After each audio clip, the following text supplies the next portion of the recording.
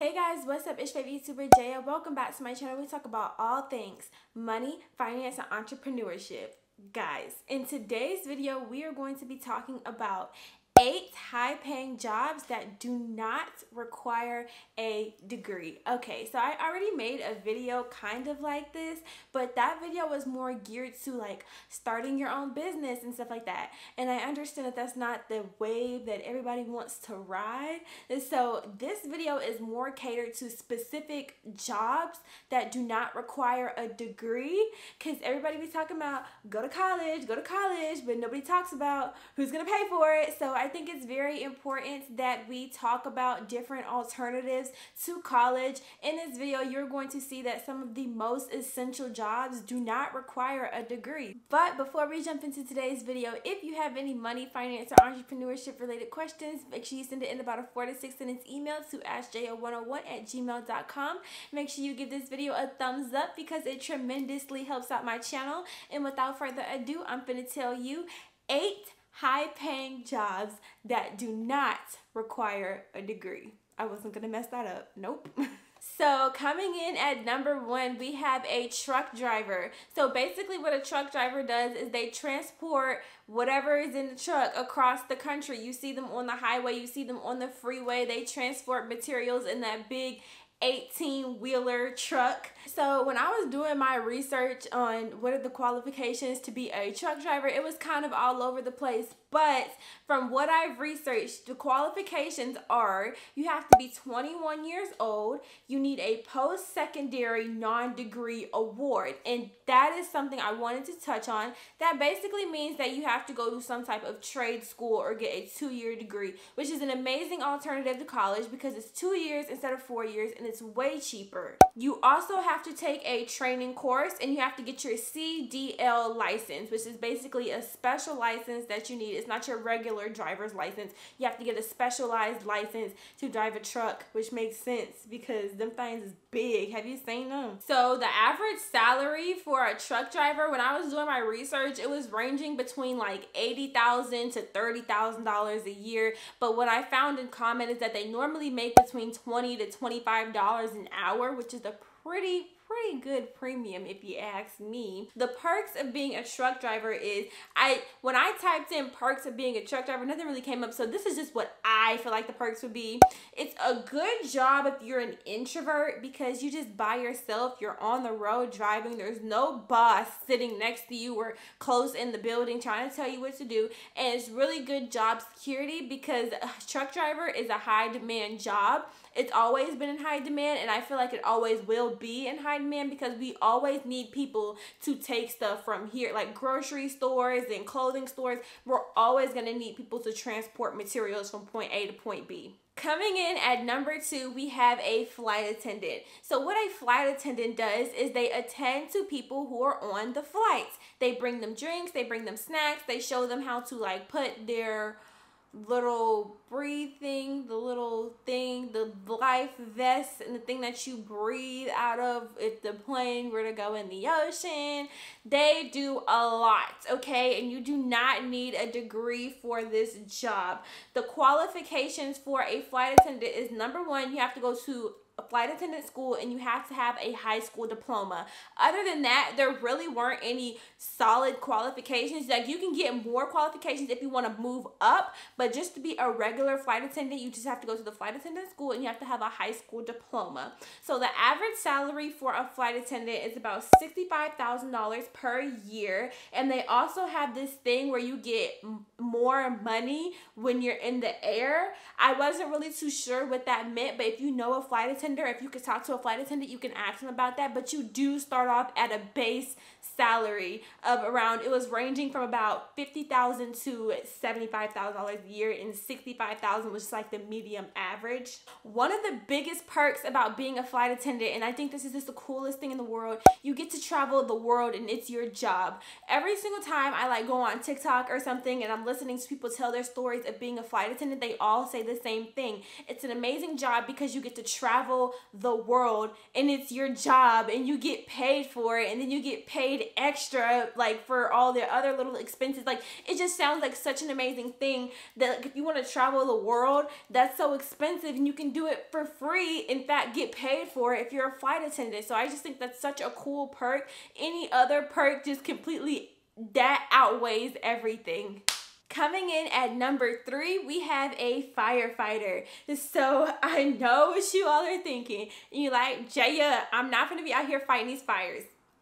Understandable. But what I want you to know is that the majority of the calls that firefighters respond to are medical calls. Anytime you call the ambulance, the fire department is right behind them for whatever reason. I don't know. I think it's because some of the firefighters are trained EMTs, which I'm going to get into in a second, which I don't understand, because isn't that what the ambulance is there for?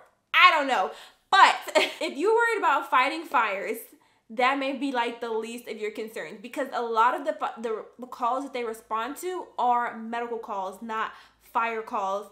But what firefighters do is, it's in the name, they fight fires, and they respond to medical calls. They trail behind the ambulance. So back to the qualifications, you have to be 18 years old. You have to have a high school diploma, and some areas require you to have a certified EMT license. You don't have to go to school. You don't have to go to nursing, get your nursing degree. It is an EMT certificate, so you do have to go through some classes. But like I was saying, trade school is a great alternative to college. Even if you decide you don't want to be a firefighter, you can take your EMT license and maybe get a job as like a paramedic or something like that. But you can do a lot with your EMT license, and that's a job that's always going to be in demand. The average salary of a firefighter definitely varies by state. That's what I picked up from my research. But on average, you earned about 55 to 70K a year, which is pretty good, especially 70K. That's pretty good. As far as perks go, I mean, I put you don't need a degree. You're a being a firefighter is a perk in itself, right? Yeah. Coming in at number 4, we have a postal service mail carrier. I don't know why I said that. It's the mailman. You can be a mailman. You do not need a degree to be a mailman. I don't know why that shocked me, but it did. But basically what you do is you deliver mail to people, whether it be in a car or on foot. And yeah, that's pretty much it. And it sounds like a really chill job to me. I know that it gets really hectic and really busy during the holidays, but it sounds pretty chill. As far as qualifications go, all that I found was that you need your high school degree and you get training on the job. So you pretty much don't need any other qualifications but besides having your high school diploma. The average salary for a mailman is about $56,000 a year, which doesn't sound like a lot initially, but they do get paid by the hour, so maybe you can increase that if you get some type of overtime. And normally mailmans, they have like really good benefits such as like healthcare, dental, 401ks, and all that good stuff. The perks of being a mailman, when I typed in perks of being a mailman, nothing really came up, but from my opinion, I mean, it's a good introvert job. Like I was like, the truck driver, it's just you, which sounds great. If it's a nice day outside, you get to walk outside, which I'm always begging to go outside at my job, so I'm jelly. No boss following you around, and yeah. So coming in at number 5, we have my favorite, something that I considered myself. We have a real estate agent. Yeah, a real estate agent. Okay, so basically what a real estate agent does, let me calm down. So basically what a real estate agent does is they sell houses, and I love the whole idea of being a real estate agent. It's because real estate agents get paid off of commission, and I love that because it's not like the rest of these jobs where you have a salary. They was trying to give me a salary online saying that real estate agents make on average about $35,000 to $40,000 a year. But if you do it right, real estate agents, you can make $1 million being a real estate agent just selling a house, depending on your area. Like I live in Los Angeles real estate market, if you start selling houses in like Bel Air and Hollywood Hills, or if you're in New York and you're selling really expensive apartments, or if you're in Atlanta or Texas or somewhere where the real estate agent market is booming, you can make a lot of money. And that's just why I love this job so much. much. And let me tell you, the qualifications to be a real estate agent is you have to be 18. You don't even need your high school degree. I don't think, don't quote me on that, but I really don't think you need your high school diploma. You just have to be 18. You have to get your realtor's license. It costs a little bit of money. I think it's maybe about maybe kind of like $2,000 with all the fees and stuff like that. But after you do that, you can sell houses, and I promise you, you will make that $2,000 back. I consider this job myself. Who knows, I might still do it. The perks of being a real estate agent is you can work for yourself, you have no boss, and unlimited income. That's music to my ears, okay? That's the job for me. Coming in at number 6, we have construction worker. Actually, it's a construction worker supervisor, but we have to start at the construction worker first. So the qualifications of being a construction worker are you need your high school diploma, you have to be 18. Those are the qualifications for being a construction worker. To be a construction worker supervisor, you can take classes to increase your skills, and you have to have a couple more years of experience. You know, it's kind of like a work your way up in the company type thing. You start off as a construction worker and you can work your way up to a supervisor so you can make more money in a higher position. The average salary of a construction worker supervisor, and that supervisor word is killing me, y'all, is about $59,700 a year, which is about $60,000 a year, which is pretty average for a regular person, but it's way more than the average construction worker. And if you're going to be a construction worker, I think it would be a great idea to take classes and level up your skills so you can start making more money. So if you're very hands-on and you like building stuff, then I think that this would be a great job for you.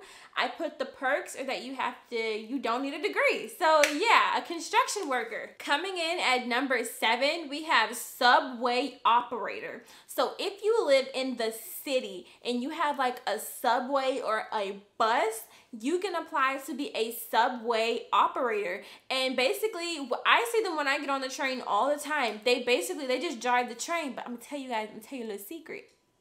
The train drives itself. So really all they're doing is just sitting there. And I think that's great. I would be on my phone the whole time. The qualifications to be a subway operator is that you just need your high school degree. So I'm pretty sure they'll be giving you some type of on-job training. So the qualifications aren't really that high to be a subway operator. The average salary for a subway operator is $62,730, which is a pretty good salary. You can make a decent living off of that, especially considering the fact that there are people with college degrees who have to pay student loans who make less than that. So I think it's a pretty good salary. So for the perks of a subway operator, I said it's a good introvert job. You get to be by yourself. You don't have customers talking to you. You don't have customers talking to you. I think that's a great perk because, like, you know, you're in that little thing all by yourself. And then if you're a subway operator 9 times out of 10, I think you'll be employed by the city. So that's really good benefits, health, dental, 401k, all that good stuff. The last one coming in at number 8, and this one surprised me, and I don't know why, but it never crossed my mind that you wouldn't need a degree for this job. Not that I think you did, but I don't know why. It just surprised me that you didn't. I'm gonna just tell you. Okay, so coming in at number 8, we have a commercial pilot. Like the pilot that you see when you get on the plane, you don't need it. I don't know why. It's just so, I don't know, but that's so cool. You don't need a degree to be a pilot. However, there is a lot of qualifications. You do need a lot of flight hours and all of those things, which makes complete sense because how you gonna be flying a plane if you don't know how to fly a plane? They make $73,000 a year, which is pretty good. And like you could be a flight attendant and work your way up to being a pilot. I don't know. I think it's cool. So the perks, again, with the flight attendant, you get to travel the world. You get really good discounts on plane tickets, which is like, I already get to travel the world and then I get discounts on plane tickets. It's amazing. Like, and then high job security and high demand for your job because we will always have demand for pilots. Pilots will never go out of style. As long as we have planes, we're gonna need pilots to fly it. And for an honorable mention for staying to the end of this video, I didn't really do too much research on this one, but it's a detective. Did you know that you do not need a degree to be a detective? It's a trade school thing. Now, there are some fields where you do need your criminal justice degree, you may need a law degree or something like that, but I didn't do too much research because it's an honorable mention. But a detective or a criminal investigator, you do not need a degree. So I hope you enjoyed this video, but more importantly, I hope you learned. I'm going to leave the website down below that I got the majority of these jobs from. I definitely think you should take a good look at the article. I will leave it in the description box down below. Make sure you give this video a like because, like I said, it tremendously helps out my channel. Make sure you comment down below. Comment down below which one of these jobs would you want for yourself. Make sure you subscribe because we are talking about jobs over here, okay? We are getting our careers right. We're getting our jobs right. We're getting our salaries right. Why wouldn't you want to subscribe to that? Why wouldn't you? I don't know, but you should. So make sure you like, comment, subscribe. In the meantime, stay strong because I love you.